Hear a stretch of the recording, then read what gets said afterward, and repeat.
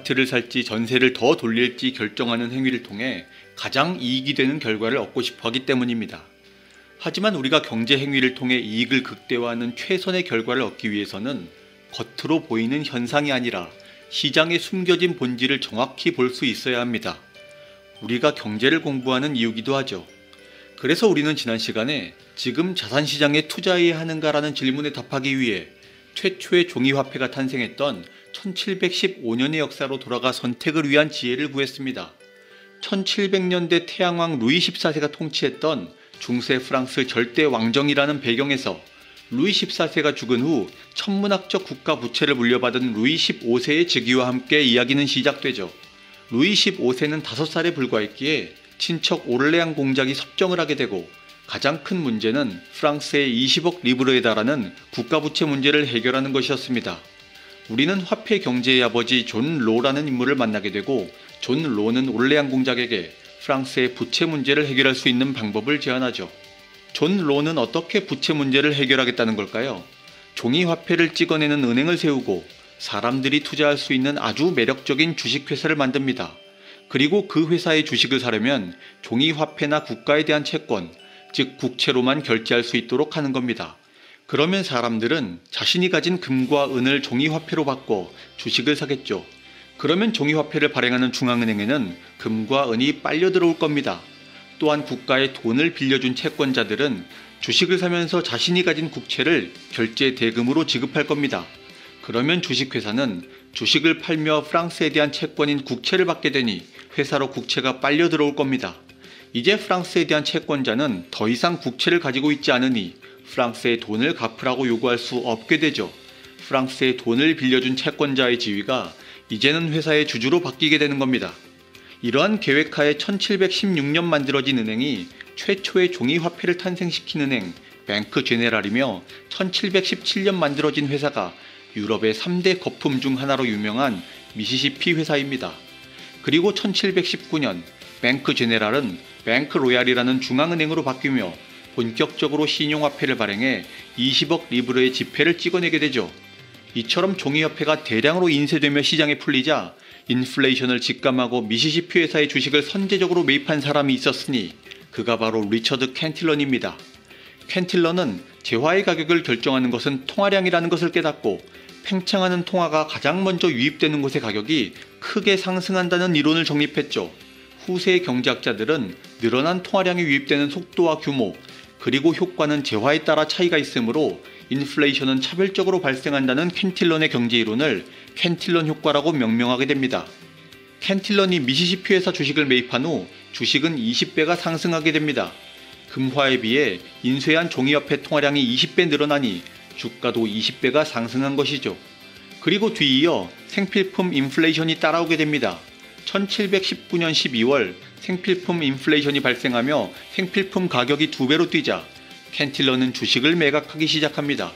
캔틸런은 인플레이션의 효과가 가장 늦게 나타나는 지점을 생필품이라고 보고 생필품 가격이 폭등하자 인플레이션으로 인한 거품이 막바지에 이르렀다고 판단해 주식을 매각한 것이죠. 캔틸런은 미시시피 회사 주식을 팔아 큰 돈을 벌어 프랑스를 떠납니다. 이제 캔틸런 효과가 우리에게 주는 교훈을 복습해 봅시다. 늘어난 통화량이 먼저 유입되는 곳에 투자하라. 그리고 통화량 증가로 인해 실물 경제가 활성화되고 경제의 붐이 일어나 화폐 증가의 인플레이션 효과가 전 영역에 걸쳐 확산되며 생활 물가 상승의 곡소리가 들릴 때 한 발 앞서 출구 전략을 실행하라는 것입니다. 이제 캔틸런 효과를 오늘날의 부동산 시장으로 확장해 봅시다. 지난 시간에 우리는 2021년 부동산 시장에 유입되는 통화량의 핵심을 50조 원에 달하는 토지보상금이라고 했죠. 그리고 내년 창릉 신도시 토지보상으로 6조 원에 달하는 돈이 풀릴 고양시에 선제적인 매수세가 진입한다고 말씀드렸습니다. 그래서 지금 일산 신도시에 투자하는 것이 유망하다고 제안드렸죠. 또한 같은 원리를 통해 여러분은 수도권 중 어느 곳에 투자하는 것이 좋을지 판단할 수 있었을 겁니다. 구독자님 중 구리의 아파트를 매수하신 현명한 선택을 하신 댓글이 올라왔기에 소개하며 오늘 주제와도 연결해보죠. 자유지성님, 오늘 구리시 인창주공 작은 거 매수했습니다. 더 열심히 살아야겠다는 생각이 들어 마음이 너무 행복하고 더 열심히 죽을 힘을 다해서 살아야겠다는 오기가 생겼습니다. 화이팅 하겠습니다. 먼저 수도권 핵심지의 아파트를 매수하신 구독자님의 사연에 축하의 말씀을 드립니다. 지난 시간에 살펴본 창릉의 보상금이 일산 신도시로 유입된다는 원리는 구리에도 똑같이 적용되죠. 바로 왕숙 신도시의 보상금 5조 7천억입니다. 구리는 내년부터 왕숙의 5조 7천억에 달하는 통화량 효과가 미치게 되므로 올해가 매수의 최적기가 되죠. 따라서 구리의 역세권 핵심지 인창 주공을 올해 매수한 것은 탁월한 선택입니다. 같은 원리로 분석하면 하남 교산에서 풀리는 6조 7천억이 어디로 갈지도 전망해 볼 수 있겠죠. 가깝게는 송파, 위례가 보입니다. 하지만 인접지에만 통화량 유입의 효과가 발생하는 것은 아닙니다. 수도권의 토지보상금 45조는 인접지뿐만 아니라 서울 수도권의 핵심지 전역을 사정권으로 두게 되죠. 따라서 노무현 정부 때 수도권 토지보상금의 80%가 부동산으로 다시 유입되며 서울 집값을 32% 상승시킨 현상이 앞으로 2년간 다시 펼쳐질 것입니다.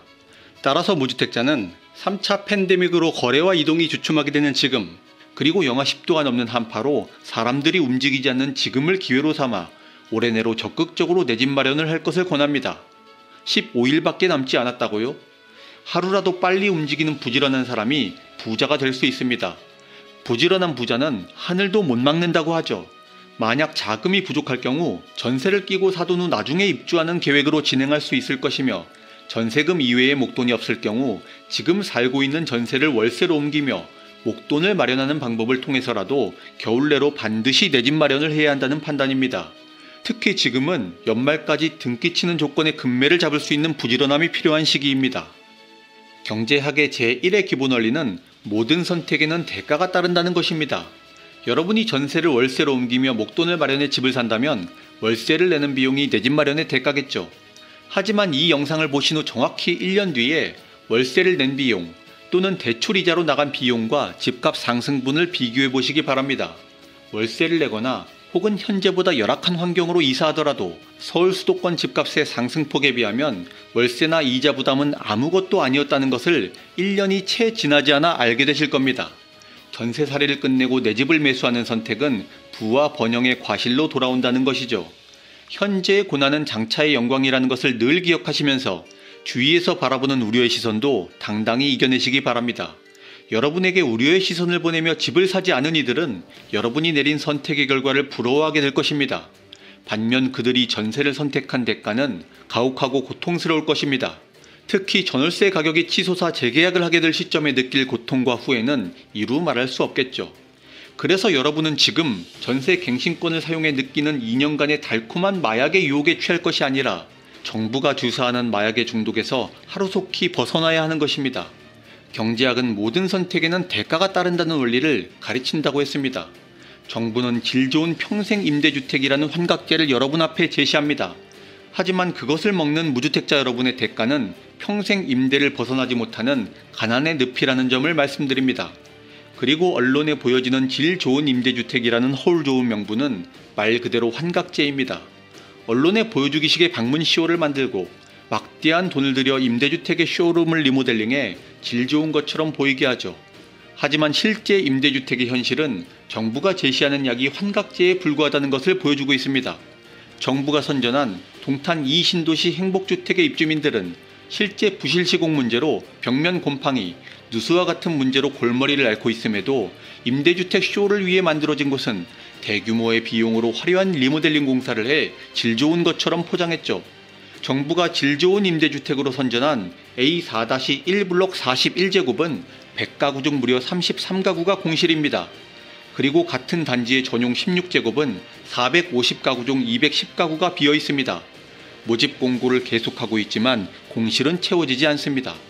이것이 바로 정부가 주사하는 환각제의 진짜 본질입니다. 수요도 교통도 없는 곳에 임대주택을 지어놓고 국민들에게 집을 사지 말고 임대주택에 살라고 하며 내 집 마련의 꿈이 환상이라고 말하는 정치인들의 본질을 똑똑하게 기억하시기 바랍니다. 폭락론자들 역시 여러분의 불안한 마음에 정신승리의 몰핀 주사를 놓습니다. 그 대가로 여러분은 폭락의 희망을 보겠지만 여러분이 몰핀에 마취해서 깨어나는 순간 그 희망이 환상이었다는 점을 알게 될 겁니다. 여러분이 현실에서 느끼는 절망과 고통은 그들에 의해 자행된 희망 고문의 결과였던 것이죠. 여러분은 진보로 포장된 유토피아를 말하는 정치인들의 표의 수단으로 폭락론자들의 돈벌이의 수단으로 이용되었다는 것을 어느 순간 깨닫게 될 것입니다.